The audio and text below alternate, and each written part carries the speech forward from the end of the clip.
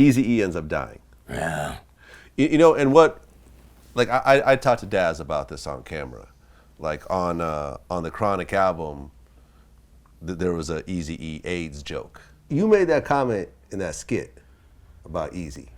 Yeah. About bust your ass, HIV, pussy having, and then Eazy actually ended up dying from HIV. Yeah.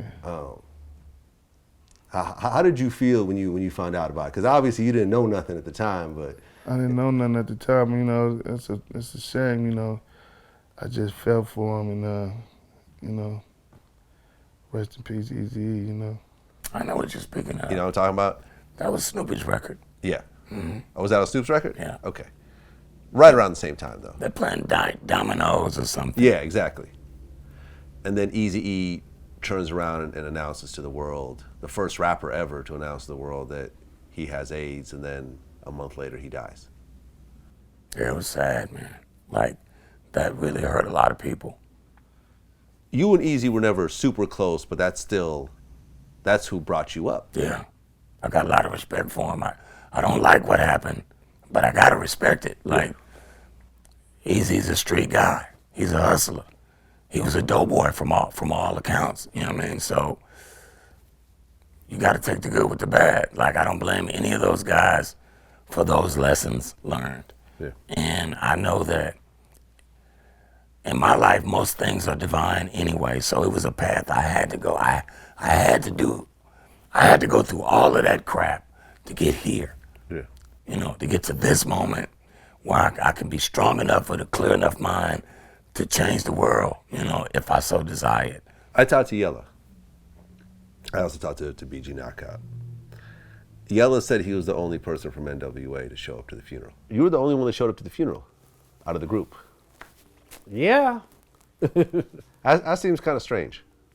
I mean, some people probably just can't take it. Couldn't, actually take it. You never know. I don't know what the reasons they are. We never talked about it, even to this day. That subject can never get talked about. Did you show up to the funeral? No. Why? Eric and I weren't that close, bro. Like, I wasn't his friend. Like, they were his friends. Like, I grew up with this guy and I knew, Okay. our time was pretty short together. We spent maybe 3 years around each other. And how did Dre feel about the whole thing when you heard the news? Because they were super close. Like him and Eazy, I heard, were. I think he was really hurt. Running partners. I think he was super hurt. But Dre never shared those things. When things happen, and I don't like talking about Dre because he don't like it, but when things happen in Dre's life that's really tough, he separates himself from everybody. Right. Like the death of his brother? Yeah. He just, and so only a select few people are ever around him to experience those moments. And I've been around sometime, but I was going through my own drama. Yeah. During that time. And Dre and I weren't as close as we had been. How do you feel about all the conspiracy theories about I don't really get into all of that. Like, in my mind, there's a purpose for everything, bro. Okay. And those things happen only the way that they could have happened and for a reason. When you talk about the conspiracy theories of it, I think what really got all these things going was when Suge made the joke. See, if somebody gonna do something about it, see, technology is so high, right? Right. So if you shoot somebody, you go to jail forever. So the kids, you don't want to go to jail forever, right? So they got this new thing out there. People sell them all the time. They got this stuff they get blood from somebody with AIDS, and then they shoot you with it. Oh, so well, that seems bad. That's a slow death. Yeah. An Eazy-E thing, you know what I mean? Yeah. It's probably just a sick ass joke. Like I told you about the pissing on people's legs. He thought stuff like that was funny. He really did. You know what I mean? And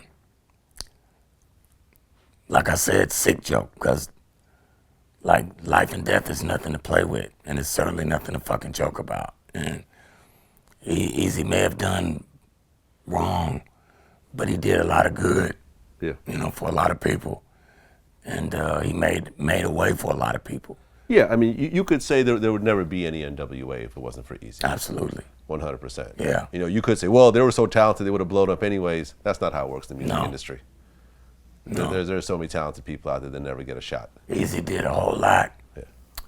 And he received a whole lot. But he was certainly one who fancied the ladies, you know. Yeah.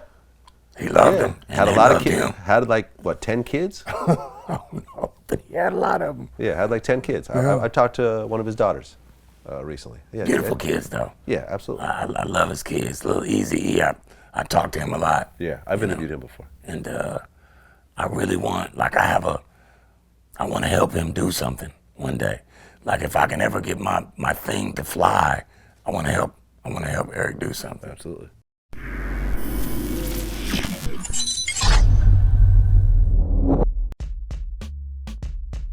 I think he's feeling the same aggression that a lot of people are feeling, like the whole, where he said, you know, I've been out for months and years before him. Yeah, a lot of people have been out a lot longer than me and not blown up, you know, nearly as quickly or whatever. So a lot of people have that, you know, that built up that feeling about it, and that's okay. So he said, you got any scripts? I said, nigga, I'll be right back. Ain't bullshit. Got in the car, nigga, went over to Press's house, got the script, foolish. So brought it back, handed it to the nigga. The nigga gave me a check for $1 million.